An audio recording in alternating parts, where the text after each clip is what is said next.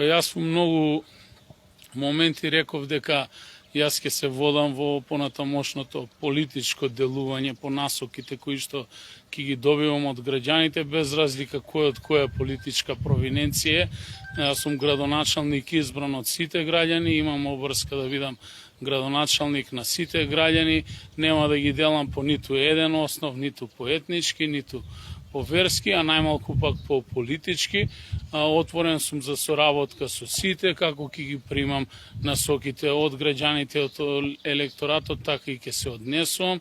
Не се точни шпекулациите во јавноста дека се формира политичка партија, туку е формирано невладино здружение кое што ќе делува на територија на општина Куманово со истиот назив кој што настапивме на изборите, слоганот за наше Куманово, кој што ќе има за цел активно да работи како здружение на унапредување на животните услови и стандарди на граѓаните. За председател на собранието на тоа здружение избран господинот Даниел Стојчевски.